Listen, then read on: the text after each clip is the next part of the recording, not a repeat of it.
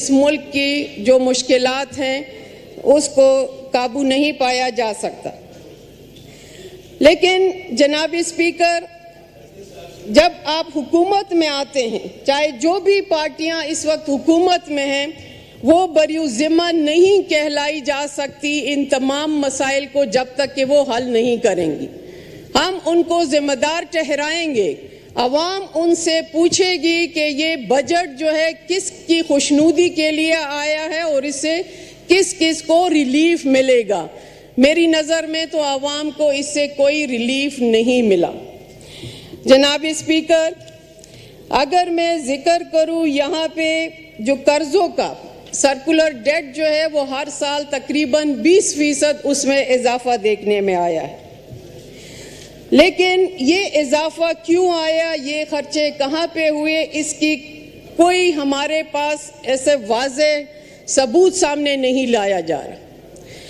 جب تک کہ ٹرانسپیرنسی نہ ہو، جب تک کہ پراپر آڈٹ نہ ہو، جب تک کہ عوام کے نمائندوں کو یہاں پہ پارلیمنٹ میں بیٹھے ہوئے لوگوں کو صحیح طریقے سے آگاہی نہیں ہوگی، تو یہ شک کی نگاہ حکومت پہ ہی ہوگی اور انگلی انہی کی طرف اٹھے گی. جناب اسپیکر، ایک فیشن بن گیا ہے کہ ہر حکومت آتی ہے اور کہتی ہے کہ یہاں پہ جو بھی مزدور طبقہ ہے اس کی اجرت جو ہے وہ اس بار 37,000 کر دی گئی، پہلے 35,000 تھی. کیا ہم یہ دیکھتے ہیں کہ اس پہ کوئی عملداری بھی ہوئی ہے، کوئی ٹرانسپیرنسی بھی ہوئی ہے کہ یہ پاسبل بھی ہے کہ جو آپ رکھتے ہیں آپ نے اس کا کوئی میکینزم بھی بنایا ہے؟ میں اپنی بجٹ تقریر میں پہلے بھی کہہ چکی ہوں کہ آپ جو بھی سماجی شعبوں میں بجٹ رکھتے ہیں، چاہے وہ بیس پروگرام ہو، چاہے وہ احساس ہو، چاہے وہ بیت المال ہو، بھلے آپ ان کو دیں، عوام کی رسپانسبلٹی جو ہے وہ آپ کے کندھوں پہ. لیکن کیا یہ پاسبل نہیں ہے کہ یہ تمام جو انڈائریکٹ آپ اس طرح کے اماؤنٹ دے رہے ہیں وہ ایک مینوفیکچرنگ یونٹ کے طور پہ دے تاکہ یہ ٹرکل ڈاؤن ایفیکٹ نہ ہو، ان کو شیئر دیا جائے، ان کو شامل کیا جائے اس کے منافع میں.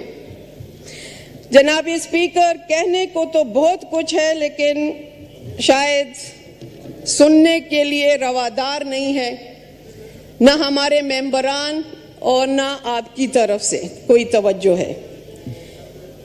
میں کچھ سجیشنز دینا چاہوں گی اور اللہ کرے کہ وہ سجیشنز آپ کے دل کو لگے اور اس پہ عمل ہو تاکہ ہماری اس غریب عوام کا بھی فائدہ ہو. کہ جو زراعت ہے اس کو جدید خطوط پہ استوار کیا جائے، ایگرو بیسڈ صنعتوں پہ توجہ دی جائے، انکم ٹیکس میں کمی کی جائے، انکم ٹیکس کا جو بیس ہے، جو نیٹ ورک ہے، اس کو بڑھایا جائے. ہمارے ملک میں ایک اور بڑا مذاق جو ہمیں اس بجٹ تقریر میں، پوری تقریر میں نظر آیا، filer and non filer terminology, یہ نومنکلیچر جو ہر پیج پہ ہمیں نظر آئی.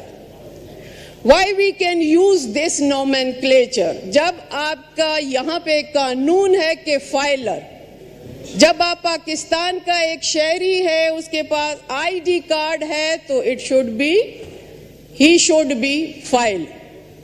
آپ کو کیوں آپ اس کو نان فائلر کا ایک لیوریج دے رہے ہیں؟ شاید اس لیے کہ آپ خود ان کو چاہتے ہیں، انکرج کرتے ہیں کہ 3 گنا ٹیکس دیا جائے. آپ کو اس کی ٹیکس سے مطلب ہے، آپ کو اس کی قانون کی عملداری سے مطلب نہیں ہے. تو کائنڈلی یہ پوائنٹ بھی نوٹ کیا جائے کہ ایک نان فائلر کا نومنکلیچر جو ہے اس کو اومٹ کر دیا جائے، صرف اور صرف فائلر ہی رہے اور تمام ٹیکس نیٹ میں ان کو شامل کیا جائے. جناب اسپیکر، آئی ٹی شعبے کو جو ہم بار بار کہتے ہیں کہ ریلیف دیا جائے، اس کو انکریج کیا جائے کہ آج کا نوجوان جو باہر ملک میں جا کے کمپٹیشن کرتا ہے، کسی طور بھی ہمارا نوجوان سکل کے لحاظ سے کوئی بھی مقابلہ کرے وہاں پہ کمی اس میں نہیں پائی جائے گی. لیکن یہاں پہ ہم آئی ٹی پہ بھی ٹیکس لگا کر ڈسکریجنگ ایٹیچیوڈ کا مظاہرہ کر رہے ہیں. آخر میں یہی کہوں گی جناب اسپیکر کہ ٹرانسپیرنسی اور عملداری جب تک نہیں ہوگی آپ بجٹ میں چاہے جو بھی ڈیجٹ دیں گے اس کا وہ فائدہ ہمیں نظر نہیں آئے گا۔ جناب اسپیکر، اعزازیہ کی بات اگر میں کہوں تو ہمارے پارلیمنٹ میں بجٹ کے حوالے سے جو فائنانس منسٹری ہے وہ اعلان کرتی ہے، کچھ اعزازیہ دیتی ہے پارلیمنٹ اور تمام ادارے جو یہاں پہ انوالو رہتے ہیں، دن رات کام کرتے ہیں، لیکن بدقسمتی یہ ہے کہ اس کو فالو نہیں کیا جاتا۔ کچھ منظور نظر کو تو دی جاتی ہے لیکن باقیوں کو اگنور کیا جاتا ہے۔ اسی طرح پی ٹی وی کے وہ ملازمین جو یہاں پارلیمنٹ کی کوریج کرتے ہیں 2022 اور 23 سے کا اعزازیہ بھی ان کو نہیں ملا۔